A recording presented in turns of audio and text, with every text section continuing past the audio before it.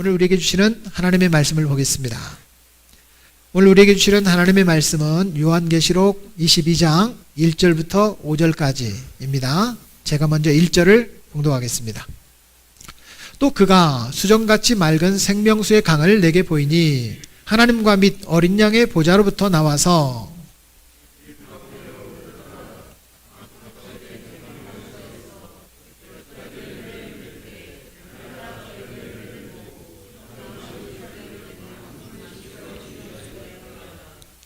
다시 저주가 없으며 하나님과 그 어린 양의 보좌가 그 가운데 있으리니 그의 종들이 그를 섬기며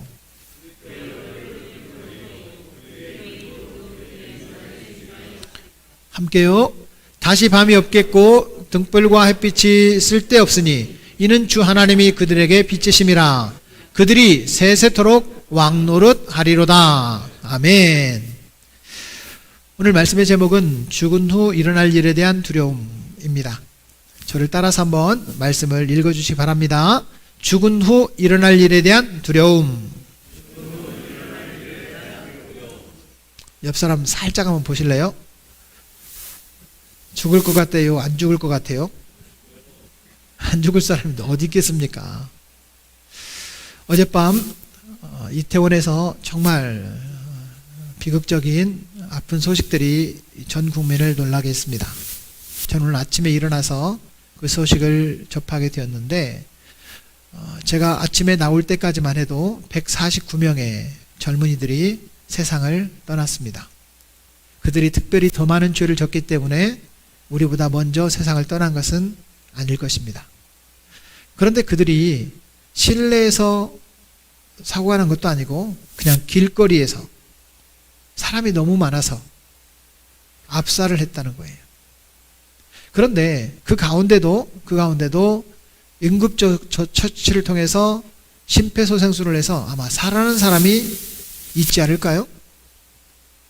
아직 전해진 소식은 없지만 아마 있을 거라고 생각이 듭니다. 하지만 그 짧은 시간 골든타임을 놓쳐서 심폐소생술만 했어도 살아날 수 있었는데 살지 못한 젊은이도 분명히 있을 겁니다. 그들은 왜 이 세상을 떠나게 된 것일까요? 그 축제에 자기들은 아름다운 추억을 만들기 위해서 그 자리에 갔는데 부모님을 사랑하는 사람을 놔두고 세상을 떠났습니다. 여러분, 그들은 어디로 갔을까요? 우리가 이 세상을 떠나면 끝이다 주장하는 사람이 있고 이 세상을 끝나면 천국이 있다 라고 믿는 사람이 있습니다. 천국이 있다고 믿는 사람들은 성도요, 이 세상은 끝이다 라고 있는 사람은 대부분의 비신자들입니다. 전화번호마다 의미가 담겨 있죠. 그 전화번호에는 다양한 의미들이 다 내포되어 있을 텐데 저는 90년대 말 처음으로 LG 휴대폰, PCS폰을 사용했습니다. 그 번호가 뒷번호, 제가 처음으로 부목사로 사역했던 그 사택의 전화번호가 810이에요. 벌써 30년도 넘었는데 그 번호를 지금도 그대로 쓰고 있어요. 810이. 제 아내도 아들도 딸도 뒷번호는 8102. 담임 목사님 8101, 부목사 8102, 전도사님 8103, 관리집사님 8104. 이렇게 했던 이 01로부터 시작됐던 번호가 저는 지금도 이 번호를 생각하면 그래 맞아 내가 그 교회에서 부목사를 했었지라는 생각이 들어요. 여러분들에게도 전화번호의 뒷번호는 분명히 우리가 선택할 수 있으니까 무슨 의미가 있겠죠? 분명히 있을 겁니다. 그런데 천국 전화번호가 있답니다. 한 번쯤은 들어봄직한 얘기라서 놀랍지 않지만 천국 전화번호는 66국에 3927. 성경 66권이 구약 39권과 신약 27권. 그래서 3927. 그래서 성경 안에 천국에 대한 비밀이 있다. 그래서 66국에 3927로 전화하면 없는 번호로 나올 겁니다. 그러나 성경 말씀 안에 천국 비밀이 담겨져 있습니다. 반대로 지옥 전화번호가 있답니다. 지옥 전화번호. 이건 제가 처음 들어봤어요. 저도 말씀 준비하다가. 지옥 전화번호는 11국에 1111. 왜 그런가 봤더니 내가 최고야. 너는 필요 없어. 내가 행복하면 너희는 다 불행해도 돼. 내가 최고야. 내가 최고야. 이걸 주장하는 그런 사람들이 가는 곳이 지옥이라네요. 그래서 11국에 1111 주장하는 사람들은 아마 지옥행이다. 뭐 이런 넌센스적인 어떤 그런 이야기를 하지만 일리가 있는 것 같아요. 분명한 사실은 천국은 외우기가 좀 쉽지 않아요. 66국에 3927. 지옥 번호는 외우기도 쉬워요. 여러분, 천국 간다는 게 쉬운 거예요? 지옥 간다는 게 쉽다는 거예요? 지옥 가는 게 쉽다는 거예요. 연구해야 된다는 거예요. 저도 설교를 준비하면서 늘 성경을 연구합니다. 다른 주석을 보기도 하고 다양한 번역본을 보기도 하고 다른 목사님들은 어떻게 설교했는가도 살펴보기도 하고 또 제가 묵상하면서 이 말씀의 의미가 뭘까? 우리 성도들의 삶에 어떻게 적용하면 좋을까? 이걸 묵상하고 성경을 매주 연구합니다. 정말 목사가 아니었다면 성경을 이렇게 연구할 수 있었을까? 저는 그게 큰 기쁨이고 행복입니다. 이런 행복을 누리고 싶으시면 여러분들도 목회하세요. 혹시라도 목사님 저도 설교하고 싶어요. 언제든지 말씀하세요. 제가 이 강단을 비워줄 의향이 있습니다. 물론 축도는 제가 하겠습니다. 용기가 없으신가 대답을 안 하시는데 아무튼 여러분 매주 성경을 연구하는데 이 성경을 연구하면서 결국 결론은 예수님이세요. 성경의 결론은 천국이에요. 이걸 가르쳐 주더라는 거예요. 성도는 천국이 있음을 믿습니다. 여러분 천국이 있음을 믿으십니까? 여러분 성도입니다. 그런데 천국이 있음을 믿는 사람이 있는 반면 천국이 있음을 의심하는 사람과 천국이 있음을 믿지 않는 사람이 있습니다. 여러분들은 분명히 천국과 지옥, 천사와 귀신, 우리가 눈으로 볼 수 없지만 성경이 말씀하고 계시기 때문에 우리는 믿어야 됩니다. 여러분 믿으시기를 바랍니다. 천국과 지옥, 천사와 귀신, 성경은 분명하게 이야기하고 있습니다. 천국과 지옥에 대해서 우리는 글쎄 이런 사람 있습니다. 가봤어? 따지는 사람 있습니다. 아이 그런 거 나한테 말하지 마. 거부하는 사람 있습니다. 귀신, 여러분 귀신 중에 제일 무서운 귀신이 어떤 귀신이에요? 네. 저는 어릴 때부터 물귀신이 제일 무서웠습니다. 물귀신. 또 물귀신이 제일 무서웠고 실제로 물에 빠져 죽은 우리 친구가 물에 빠져 죽었는데 내과에서 무당이 그 흰 쌀을 놔두고 숟가락을 하나 뒤집어서 꽉 꽂아놓고 구슬하는 걸 제가 간 적이 있었습니다. 그때 교회 안 다닐 때. 근데 거기에 친구의 머리카락이 올라왔습니다. 귀신이 있구나. 귀신이 있구나. 내 친구가 물속에서 빠져 죽은 게 아니라 이제는 나왔구나. 이걸 제가 봤습니다. 나중에 보니까 무당귀 머리 같아. 무당머리. 아무튼 시대는 발전해 갔고 많이 이 시대가 문명화되어 갔지만 천국과 지옥, 천사와 귀신에 대한 이야기는 성경에서 동일하게 강조하고 있습니다. 그런데 신약시대의 사람들은 천국에 대한 소망을 간절히 가지고 있었습니다. 왜냐하면 그들은 핍박이 심했고 붙잡히기만 해도 죽임을 당했습니다. 그들이 죽고 나면 가야 될 뭔가 천국에 대한 소망이 분명했고 천국이 빨리 다가오기를 기다렸습니다. 천국이 다가오기를 기다렸던 그들은 죽음이 더 이상 두렵지 않았습니다. 핍박과 고통과 아픔과 질병이 두렵지 않았습니다. 천국에 대한 분명한 소망이 있었기 때문입니다. 저는 오늘 아침에 일어나면서 세월호 사건이 한 8년 정도 된 것 같은데 왜 이렇게 아픔들이 많이 생기나? 왜 이런 고통스러운 일들이 이 문명화된 시대에도 생기나? 그 이태원이라고 하는 곳이 여러분 뭐 어떤 곳인지 뭐 아시는 분들도 계시겠지만 외국인들이 와서 이제 축제를 하고 술집이 가득하고 이렇게 이제 그런 곳이에요. 하여튼 우리가 정상적으로 이렇게 살아가는 그 일반 이제 잡화점이나 뭐 이런 옷가게나 이런 것들이 있는 것이 아니라 그 다양한 사람들이 모여서 즐기고 행복하게 자기들끼리 노는 그런 동네가 이태원이에요. 왜 그런 곳에 이런 아픈 일이 생겼을까 생각을 해보니까 참 안타까운 거예요. 성경은 분명히 우리에게는 이런 어려움과 환란이 있다 라고 하는 얘기를 가르쳐 줍니다. 고린도후서 4장 16절부터 18절까지 말씀해 보면 17절에 우리가 잠시 받는 환란에 경한 것이 지극히 크고 영원한 영광에 중한 것을 우리에게 이루게 함이니 우리가 주목하는 것은 보이는 것이 아니요 보이지 않는 것이니 보이는 것은 잠깐이요 보이지 않는 것은 영원합니다. 이 땅에 살아가는 아무리 즐기고 행복하고 우리가 추구하는 어떤 것도 영원한 천국과는 비교할 수가 없다는 것을 가르쳐주고 있습니다.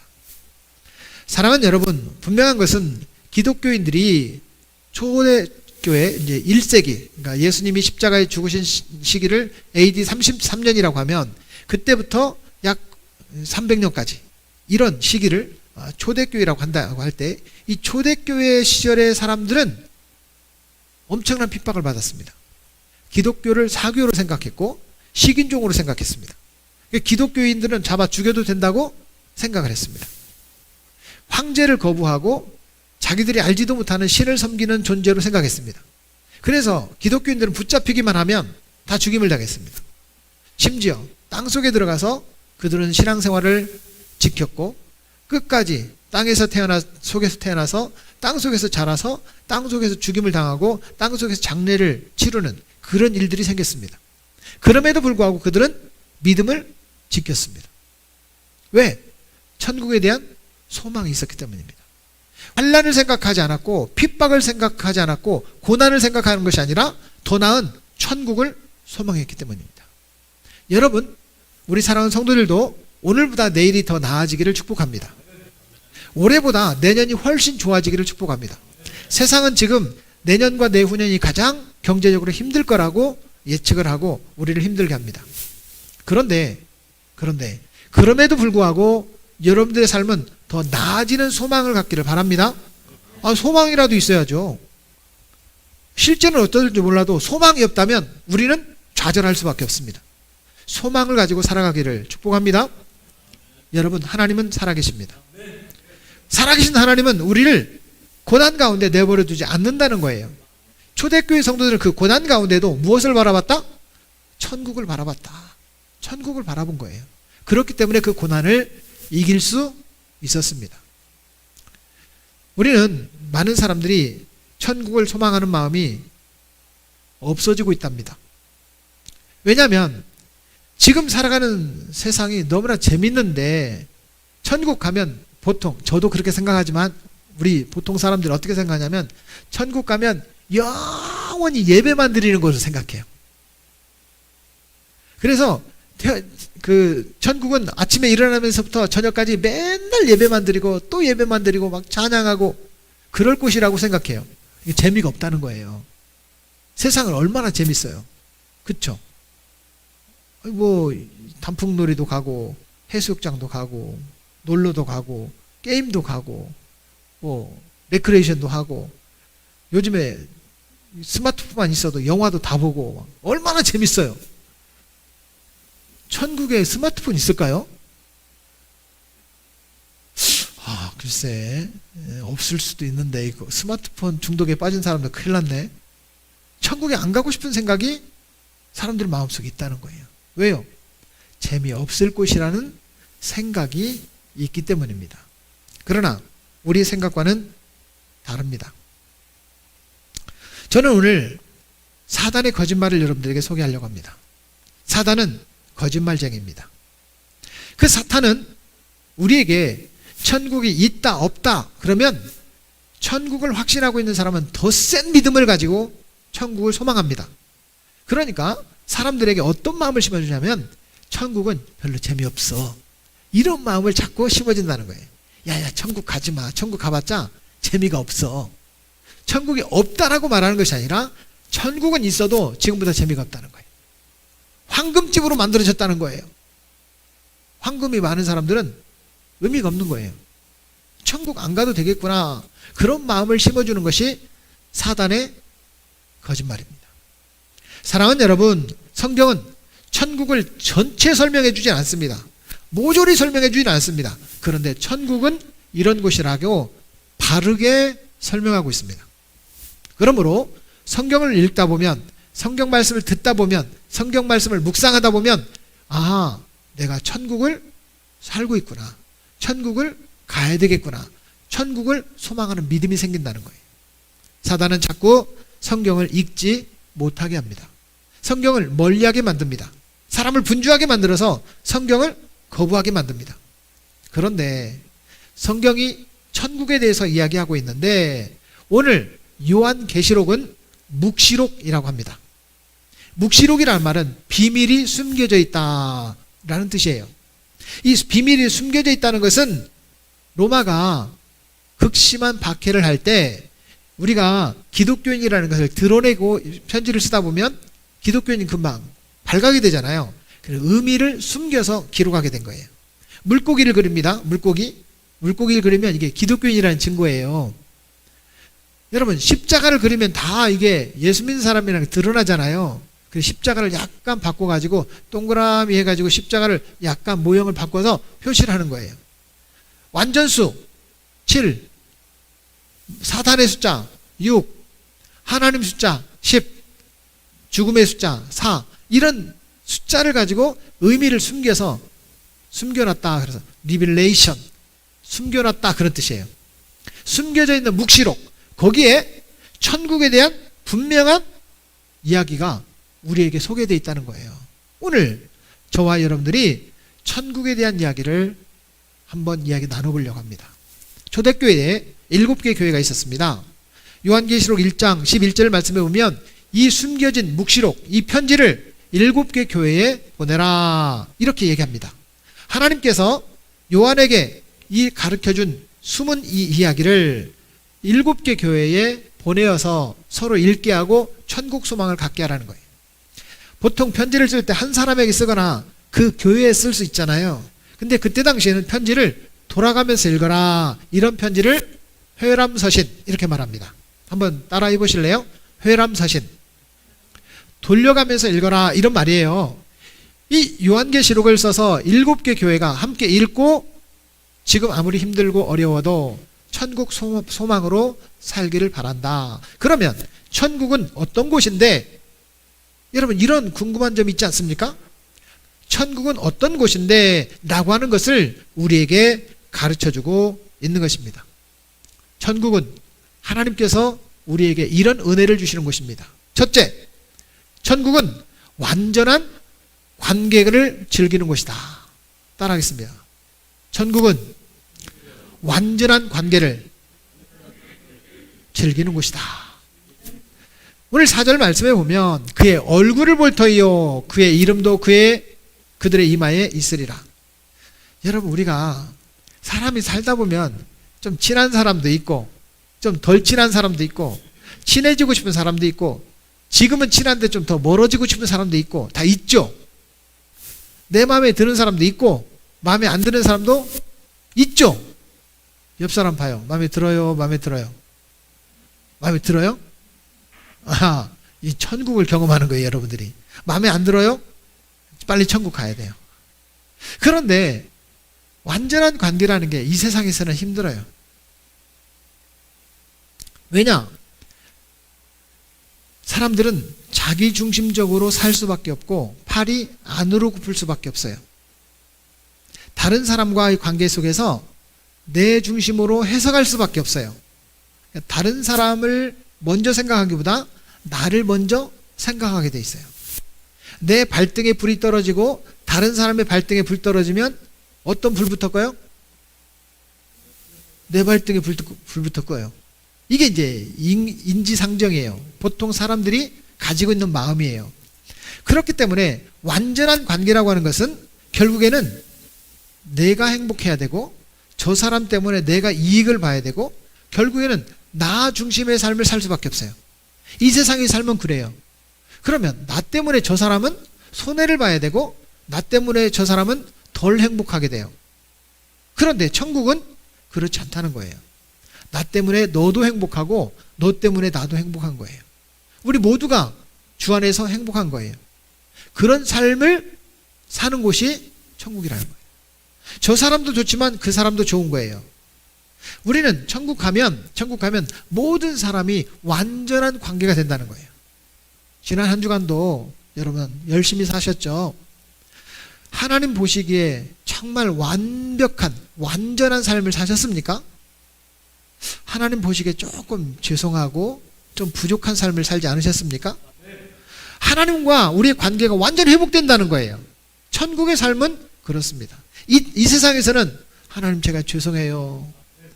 더 정말 주님 뜻대로 살고 싶은데 그대로 살지 못했어요. 이렇게 우리는 고백할 수밖에 없어요.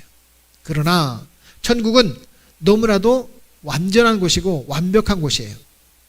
서로 격차가 없고 차별이 없고 완전한 곳. 그런 곳이 천국이라는 거예요. 사람들은 천국 가면 우리 서로 알아볼 수 있을까요?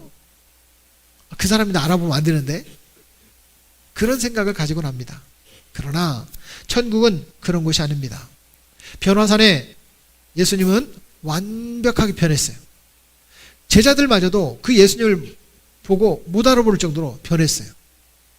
여러분 어떤 사람들이 평상시에 면도도 안 하다가 이발도 안 하다가 면도를 깨끗이 하고 이발을 깨끗이 하고 양복을 더 입고 나타나면 뭐라고 그래요? 뭐라고 해요 보통? 무슨 일 있어요? 왜 이렇게 변했어요? 이러잖아요. 몰라보겠네 이러잖아요. 아 그렇게 말하지 않아요? 몰라봐요. 몰라봐. 그런데 우리가 예수님을 바라본 제자들이 몰라볼 정도로 밝아진 거예요. 여러분 우리의 모습이 천국에서의 모습과 지금의 모습이 똑같다면 아마 천국도 서로 차별이 있고 격차가 있고 미운 사람, 고운 사람 다 있고 있을 곳이에요. 그런데 우리의 모습이 완벽하게 변하는 곳이에요. 우리 관계가 서운한 사람이 없고 모두 다 하나가 되는 거예요. 그런 곳이 천국이라고 한다면 한번 가볼 만해요. 저는 우리 교회가 이렇게 소외된 사람이 없이 모두가 하나가 되는 그런 믿음의 공동체, 따뜻한 공동체, 행복한 공동체가 되기를 소망합니다. 그래서 일부러 친밀한 사람일수록 우리 교회에 소속감을 더 가진 사람일수록 다가가서 아는 체를 해주고 끌어안아주고 손을 잡아주는 것이 필요합니다. 그게 천국을 연습하는 거예요. 서먹서먹하지 않도록 우리가 그 서먹함을 없애주는 과정, 이게 신앙생활인 거예요. 사랑하는 여러분, 우리는 천국 가면 모든 관계가 다 회복될 겁니다. 마빈이라는 미국 목사님이 국가적인 어려움 때문에 결국에는 피난을 가야 되는 그런 일이 있었던가 봐요. 그런데 그분이 가족과 집을 떠나 아칸사스 지방의 황야를 홀로 헤매고 있을 때 한 작은 마을에 도착을 했습니다.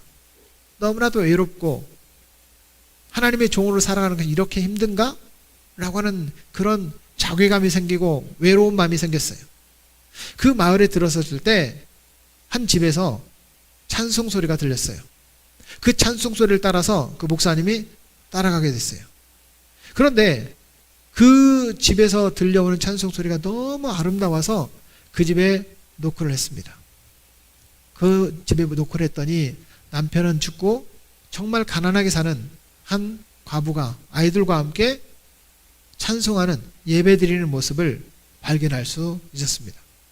그 부른 찬송은 찬송가 338장 3절 가사였어요. 천국에 가는 길 험하여도 생명길 되나니 은혜로다. 천사 날 부르니 늘 찬송하면서 주께도 나가기 원합니다. 이 찬송의 부분이었어요. 이 목사님이 너무 힘든데, 야, 이 집은 뭐가 그렇게 좋아서 저렇게 은혜로운 찬송을 부르면서 예배를 드릴까? 실제로 알아보니까 그렇게 힘들고 어쩌면 자기보다도 더 힘든 삶을 살아가는 그 여인이 아이들과 함께 예배 드리는 그 모습을 보면서 그 마빈 목사님은 이렇게 기도했다고 합니다. 오 하나님, 나도 주께로 가까이 가기를 원합니다. 나를 주께로 가까이 이끌어 주옵소서.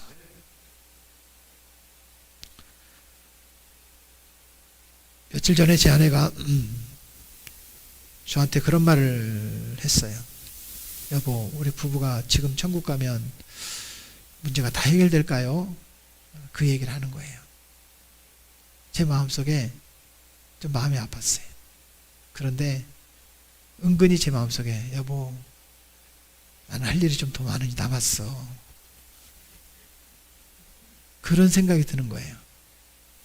주님 나라 가는 것이 지금도 행복해요, 언제 불러도 가겠어요, 이런 게 아니라 눈에 일이 보이는 거예요. 내가 해야 될 일이 보이는 거예요. 사랑하는 여러분, 언제 불러도 천국에 갈 수 있는 그런 소망과 믿음이 있었으면 좋겠습니다.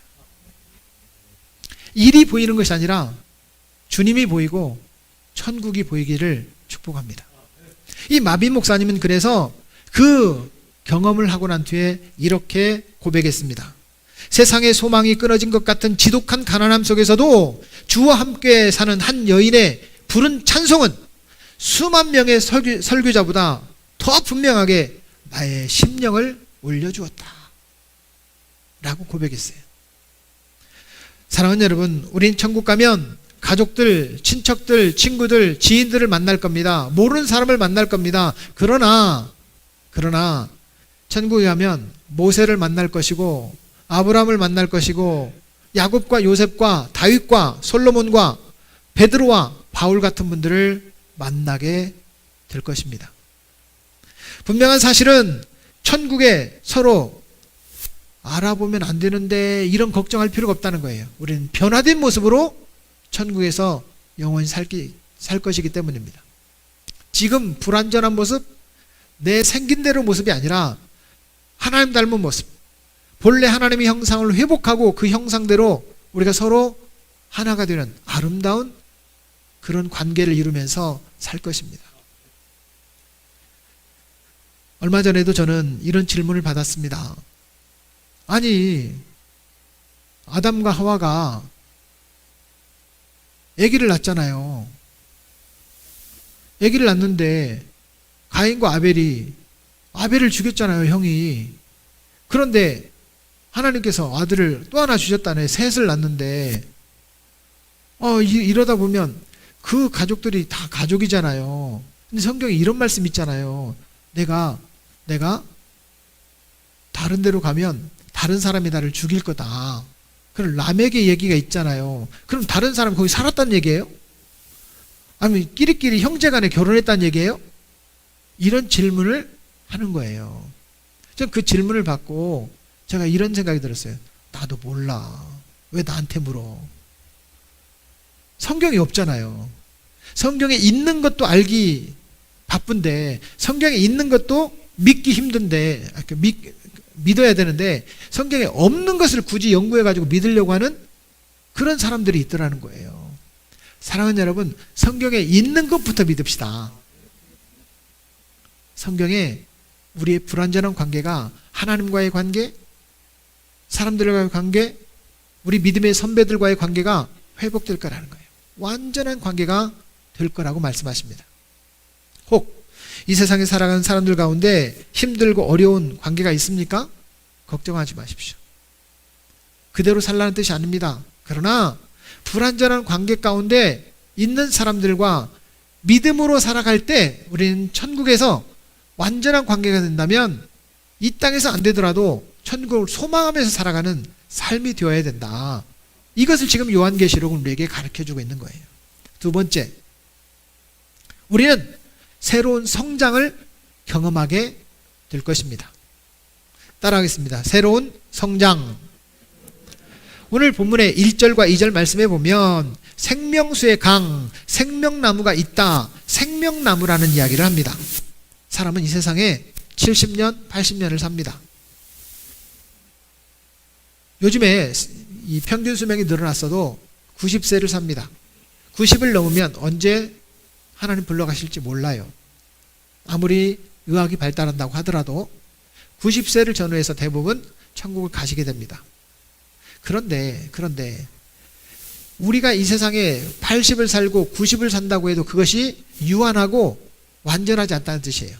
근데 천국은 영원한 생명의 물을 마시고 생명의 열매를 먹게 되는 그런 곳이라는 거예요.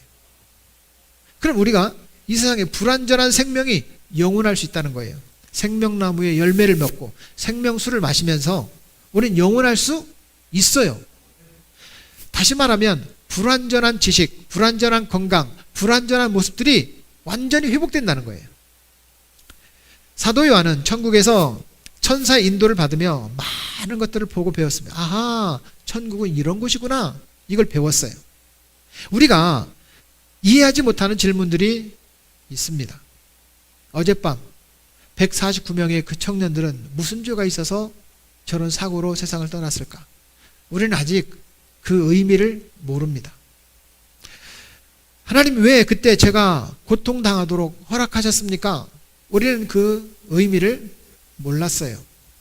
하나님 그때 하나님께서 저를 통해 하시고자 했던 계획은 무엇이었습니까?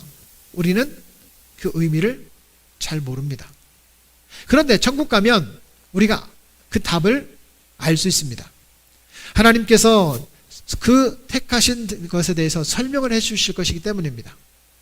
하나님께서 왜 사탄을 없애주시지 않고 우리 곁에 두셔서 힘들게 했는가, 유혹하게 만들었는지 알게 될 것입니다. 하나님께서 왜 흰남노라고 하는 태풍을 통해서 그 엄마가 아이에게 아들아 너라도 살아야 된다. 그런데 왜 아들은 데려가고 그 엄마는 남겨뒀는지 그 의미를 알려주실 겁니다. 흰남노 태풍 때 포항에서 지하 주차장에서 익사를 하게 된 그 아들 이야기를 여러분 뉴스를 통해서 들으셨죠. 엄마가 말했습니다. 아들아 너라도 살아야 된다. 어서 빠져나가거라. 그 간증을 들어보니까 지하 주차장에 불빛이 있었다면 어디가 출입구인지를 알게 되었을까라는 거예요. 늘 다니던 곳이었고 거기가 출입구인 것을 알기 때문에 그 출입구 쪽으로 이 아이가 가게 됐어요. 근데 불이 정전이 되어서 깜깜한 거예요. 결국 그 아들은 죽고 말았습니다. 그 엄마는 자기도 모르게 허우적거리며 그 흙탕물을 먹어가면서 손을 허우적거렸는데 뭔가 줄이 잡혔어요. 그게 전깃줄이었어요. 천정에 있는 전깃줄. 거기에 배관을 올라타게 되었고 그 배관에 올라타서 약간의 그 공간에서 숨을 쉬게 되었습니다. 그 엄마는 초등학교 2학년 때 이집트 선교사가 되겠다고 했던 우리 아들을 하나님께서 천국으로 데려가셨다고 그렇게 간증을 합니다. 14시간 동안이나 그 지하 흙탕물 속에 갇혀 있었던 그 엄마는 기도했습니다. 하나님 우리 아들만이라도 살려주세요. 저 너무 힘들어요. 빨리 천국으로 데려가 주세요.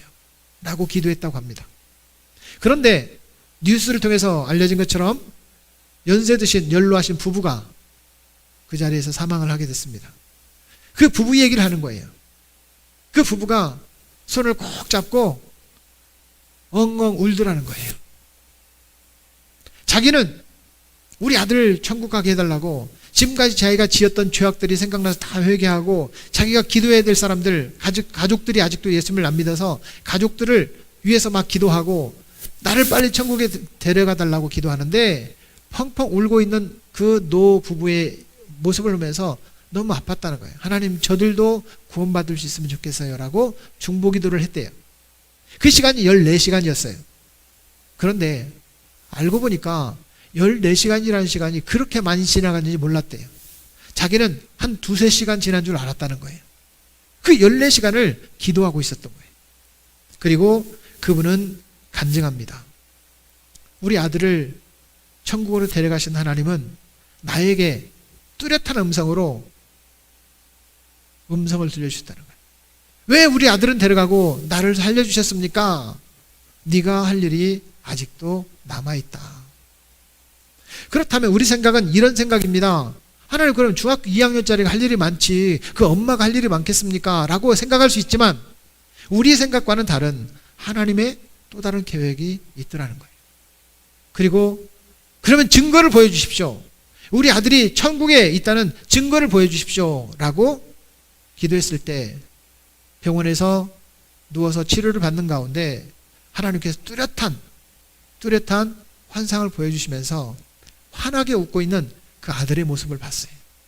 그리고 장례를 치르는데 그 아들이 고통스럽게 죽었을 텐데 그렇게 천사와 같은 그 아들의 모습을 보면서 그 장례식을 통해 하나님 살아계심이 너무나도 강하게 느껴졌고 천국 소망을 증거하며 살겠다고 간증을 하고 있었습니다. 유튜브 영상에 떠 있습니다.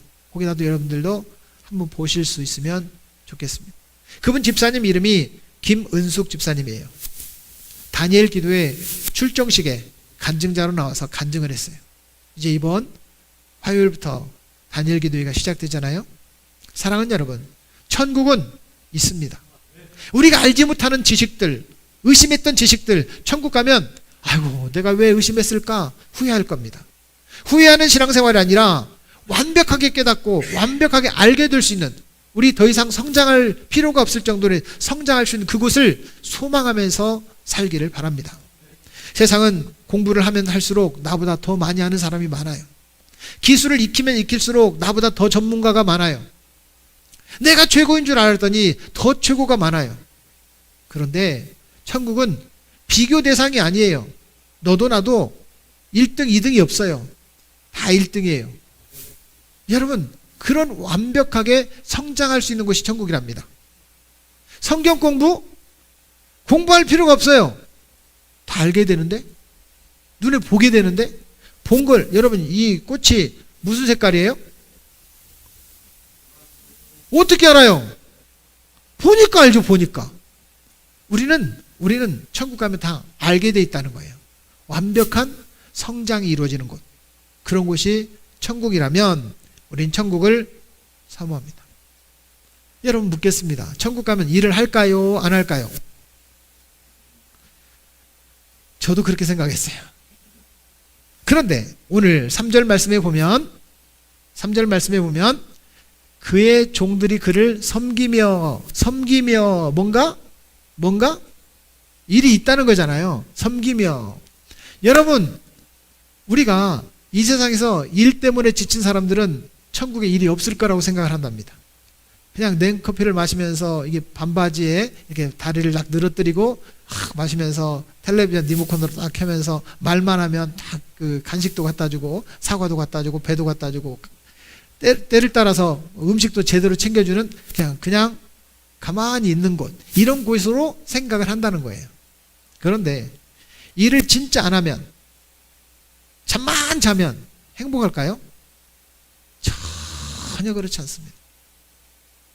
일을 하면서 너무 행복한 사람이 있어요. 일을 하면서 너무 행복한 사람. 일을 하면 내가 원하는 만큼의 수익이 생겨요.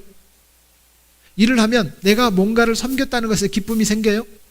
일을 하면 막 즐거움과 막 엔돌핀이 막 솟아요. 일을 하면 너무너무 행복한 거예요. 여러분, 그런 사람이 있고 하는 것마다 지쳐요. 하는 것마다 스트레스가 돼요. 하는 것마다 우리가 내가 원하는 만큼 목표가 도달을 안 해요. 그러면 지치죠. 사랑하는 여러분, 천국은 하나님을 섬기는 일을 할 것이라는 겁니다. 무조건 쉬는 것이 아니라 하나님을 섬기는 것을 할 것입니다. 만약 우리 중에 이 세상에 정말 지쳐있는 분들이 있다면 천국은 쉼이 있는 곳입니다. 만약에 이 세상에 내가 뭔가 잘 되기를 원한다면 천국은 잘 되는 곳입니다. 천국 가면 우리의 적성, 우리의 성품, 우리의 인격, 우리가 하고 싶은 일 못할 것이 없을 거라고 합니다. 그러나 천국에 없는 직업이 있답니다. 천국에 없는 직업은 첫째, 장의사가 없을 겁니다. 의사가 없을 겁니다. 간호사가 없을 겁니다. 약사가 없을 겁니다. 목사도 없을 겁니다. 예배자는 있을 겁니다. 저도 여러분들 자리에 내려가서 예배 드릴 겁니다. 왜냐? 아니, 배만수 목사 설교를 듣겠습니까? 예수님 설교 직접 듣지? 바울 선생님 얘기를 직접 듣지 제 얘기를 듣겠냐고요. 여러분, 정말 예배자가 복된 자리입니다. 천국은 완전한 곳이고 완벽한 곳입니다. 그러므로 천국에 간다면 우리가 불안하고 힘들고 지치고 낙심하고 스트레스 받고 이런 모든 것들이 해소되는 곳일 거라는 거예요. 저는 바라기는 이 세상도 여러분 천국의 삶이 되기를 축복합니다. 그러나 이 세상에 그걸 누릴 수 없다면 천국이 그런 곳이라는 믿음을 갖고 살아가기를 축복합니다. 마지막 세 번째는 우리는 온전한 기쁨과 평안을 맛보게 될 것입니다. 따라하겠습니다. 온전한 기쁨과 평안. 3절 말씀에 보면 저주가 없으리니 우리는 누군가를 막 못되기를 원합니다. 누구를 끌어내기를 원합니다. 나만 잘 되기 원합니다. 천국은 그런 곳이 아니에요. 5절 말씀에 보면 다시 밤이 없겠고 등불과 햇빛이 쓸데없으니 이는 주 하나님이 그들에게 빛이심이라. 하나님이 언제나 나와 함께 계셔서 우리를 비추고 계시고 나와 함께 계신 곳이에요. 그런데 우리에게 두려움을 주는 것은요, 어두움이에요. 어두운 곳에 깜짝 놀라움이 있어요. 사랑하는 여러분, 교회를 와도 낮에는 누구를 이렇게 만나도 별로 안 놀랍니다. 그런데 기도하다가 이제 집에 가려고 하는데 누가 저기 뒤에서 들어와요. 깜짝 놀라죠. 그럴 때가 있잖아요. 어두움은 우리에게 두려움을 주게 돼 있어요. 근데 천국은 완벽한 빛이 있어서 태양빛보다도 더 빛의 근원 되신 하나님의 비치움을 우리가 받으면서 살 수 있는 곳이기 때문에 더 이상 불안함과 두려움이 없는 곳이에요. 참된 기쁨과 평안이 있는 곳이라는 겁니다. 병으로 고생하신 여러분, 질병이 없는 곳이에요. 내가 못생겼다고 생각하는 분 여러분, 천국은 잘생기고 못생김을 구분하는 곳이 아니에요. 나는 키가 작다고 생각하는 분, 천국은 키가 크고 높음과 낮음을 그런 따지는 것이 아니에요. 나는 돈을 많이 벌었다, 적게 벌었다, 이걸 따지는 분 여러분, 천국은 돈을 많이 벌고 적게 버는 곳이 아니에요. 천국은 어떤 곳이냐? 천국은 예수님과 함께 동행하는 곳입니다. 빌리그레암 목사님이라고 여러분, 우리나라에 1974년도에 여의도 광장에 오셔서 집회를 하셨던 훌륭한 목사님이시죠. 그 빌리그레암 목사님이 미국에서는 이렇게 우리 조깅하는 것처럼 이렇게 골프를 치시나 봐요. 빌리그레암 목사님이 사모님께 물었답니다. 여보, 천국에 가면 골프가 있을까요? 이렇게 물었대요.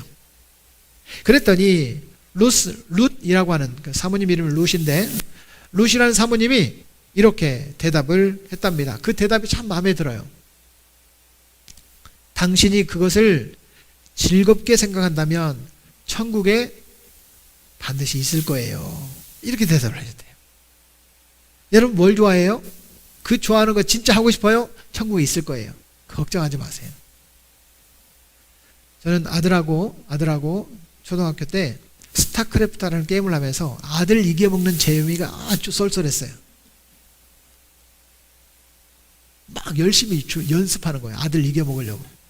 근데 아들을 한번 이기면 그렇게 행복하더라고. 근데 아들은 안 한대. 아빠한테 못 이기니까. 그때부터 게임을 끊어가지고 지금까지 게임 안 합니다. 아들도 안 하고 저도 안 합니다. 아들 이겨먹는 즐거움이 이제는 뭘 해도 아들한테 질 것 같거든요. 안 해, 이제. 하자고 해도 안 해. 사랑하는 여러분, 이 세상에는 내가 원하는 만큼의 즐거움과 행복이 나를 채워주지 않습니다. 여행 갔다 오면 행복할 것 같은데 여행 갔다 오면 피곤해요. 그래서 즐거움이 있는 반면에 피곤함이 있어요. 한 번 갔다 오면 그 여행이 80% 채워지고, 두 번 갔다 오면 99% 채워지고, 세 번 갔다 오면 100% 채워질 것 같은데 한 번 갔다 오면 두 번 가고 싶고, 두 번 갔다 오면 자주 가고 싶고, 자주 갔다 오면 또 더 자주 가고 싶어요. 그게 세상의 즐거움이에요. 채워지지가 않아요. 비치라고 하는 목사님이 88세에 돌아가셨어요. 그때가 10월 달이었어요. 그런데 12월 달에 돌아가신 목사님이 2개월 후에 친구들에게 성탄 편지를 보냈어요. 그 편지에는 이렇게 기록되어 있었습니다. 내가 하나님께 카드 좀 보내게 나를 잠시만 그곳으로 돌아가게 해달라고 졸랐어. 친구들에게 쓴 성탄 카드예요. 처음엔 안 된다고 하셨는데 결국 허락해 주셨어.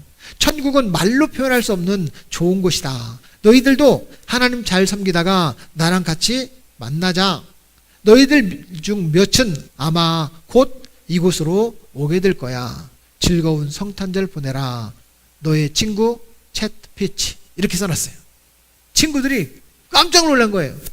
아니, 죽은 친구가 성탄 카드를 보냈으니까 천국이 이런 좋은 곳이라고 한다면 빨리 와라. 이런 편지를 받은 거잖아요. 친구들이 깜짝 놀랐어요. 알고 봤더니 이 목사님이 돌아가시기 전에 이발사에게 부탁을 했어요. 이 편지를 내가 죽고 나면 우리 친구들에게 좀 보내달라. 그 편지를 받아온 친구들은 너무나도 놀란 거예요. 그래, 우리 친구가 있는 천국에 가야 되겠구나. 깜짝 놀랐던 이 친구를 바라보면서 아마 피치 목사님은 천국에서 껄껄껄 아마 웃고 계셨지 않았을까 생각이 듭니다. 하지만 피치 목사님이 말한 것보다도 그 천국은 너무나도 완벽한 하나님의 평강과 기쁨이 넘치는 곳인 줄로 믿습니다. 제 아내와 대화를 나누면서 이런 얘기를 했습니다. 어젯밤 사고를 당한 그 할로윈 축제에 그 아이들, 빽빽하게 차있는 그 아이들의 영상을 보면서 제 아내가 저한테 했던 말이에요. 지난주 국화축제가 저랬어요. 이렇게 얘기하는 거예요. 꽃보다 사람이 많더래. 야, 그 말이 조금 인상적이었어요. 꽃보다 사람이 많더래. 꽃을 안 보고 국수만 3개 사와가지고 그냥 왔대. 우리 성도들이 그래요. 그런데 왜 이태원에는 사고가 났고 중앙체육공원에 사고가 나지 않았을까요? 사고가 나지 않은 것이 감사가 아닙니까? 단 한 사람도 사망사고가 없이 오늘 마지막 국화축제가 끝납니다. 끝나는 것이 얼마나 감사해요. 감사한 거 아닐까요? 사랑하는 여러분, 우리는 이 세상은 너무나도 부족하고 너무나도 모자란 세상에서 불완전한 세상을 살아가고 있습니다. 우린 천국 갑니다. 우린 천국의 소망을 가지고 살아갑니다. 주의 이름으로 부탁합니다. 66국에 3927에 전화하셔서 천국 예약을 하시기 바랍니다. 말씀을 묵상하고 말씀을 들으며 천국 소망으로 살아가되 이 세상에서 힘들고 지친 삶이 아니라 천국의 새로운 소망과 꿈을 가지고 살아가는 저와 여러분 되기를 주님의 이름으로 축복합니다. 기도하겠습니다.